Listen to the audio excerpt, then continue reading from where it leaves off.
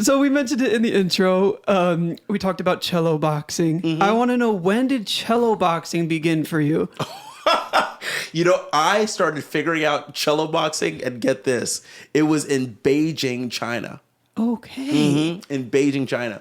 So what happened was, I know this is a crazy story. So it was my sophomore year of college, and I was studying Chinese. So my major in college was East Asian Studies. Okay. So I was studying Chinese. Sure.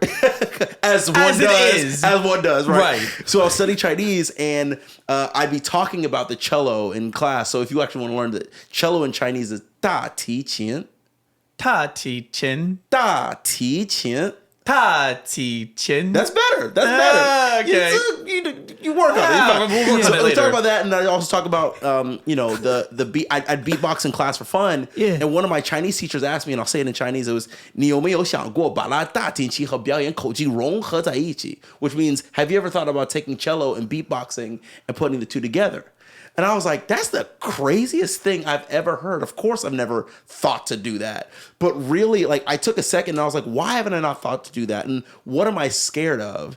And really, I was scared of the judgment I thought I was going to get from the classical community. Yeah. Because how do you take, hundreds of years of this classical pedagogy and tarnish it with this gritty beatboxing? That's kind of just what I thought, right? Especially growing up in that community.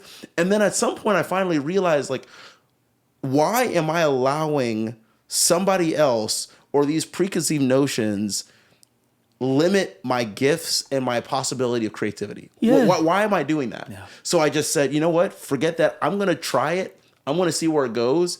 I did not think it was going to go here to where I am right now. Yeah. But like, I had so much fun experimenting with it. And I did not know it was going to lead me to pentatonics and everything that we've done. Wow. I am going to flag. We're going to come back to he speaks fluent Mandarin in a minute, because you just threw that in there real fast, and I'm sure people are still trying to recover. We'll come back to that. But I also want to know, when did the beatboxing start? Oh man, that's a really good question, and the true answer is I don't know.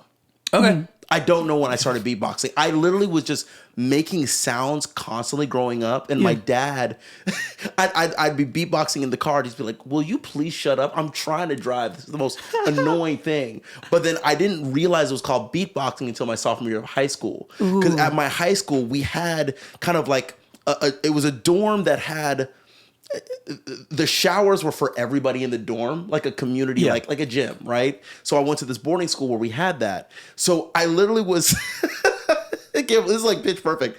I was going into the shower and I'm listening to the acoustics. I'm like, oh my gosh, this place is it sounds amazing. And then you just hear, so I go, bulletproof. no, I just go, I'm literally having a concert to myself in the shower. And then all of a sudden somebody comes and goes, hey! And I go, hey, what? Like, I'm about to take a shower, about to be like, and he's like, yo, what are you doing? I'm like, I don't know. I'm literally just,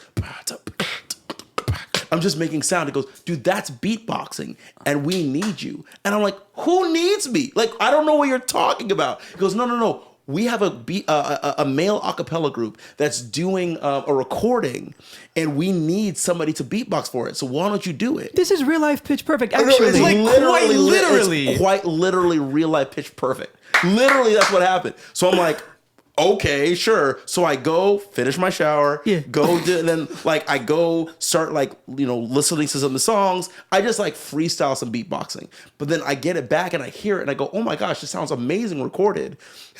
So I decided to send that recording to my dad. And you have to realize my dad's from Nigeria and my mom's from Grenada. And for immigrants, I think at least my parents, they believe in what I call the immigrant holy trinity, which is you have to be a lawyer, a doctor, or an engineer, right? Those are the acceptable things you do. Right. Not music. So I sent it to my dad. I let him listen to it. And I said, hey, remember this thing that you used to call trash?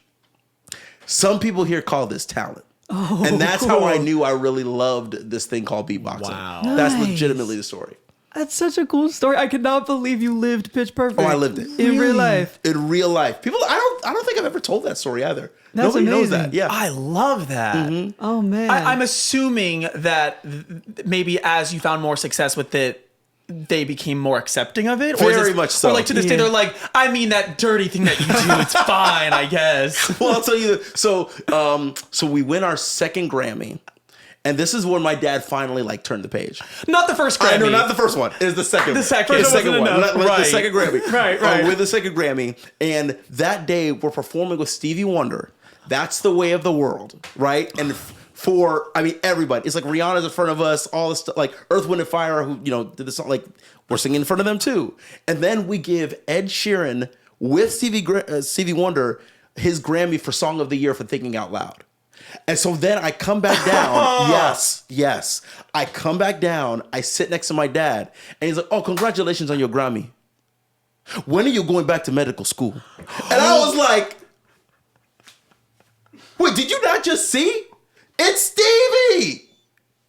Stevie!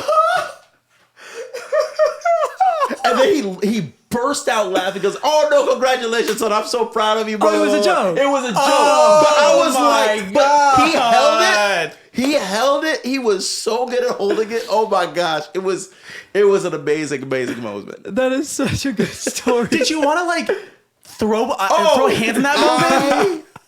There's a lot of things I wanted to do in that moment. And I was like, man. You have to be kidding me. Thanks so much for watching this clip from our podcast, Counter-Melodies. If you'd like to watch the full episode, be sure to click the link in the description. And don't forget to like and subscribe. Bye, guys.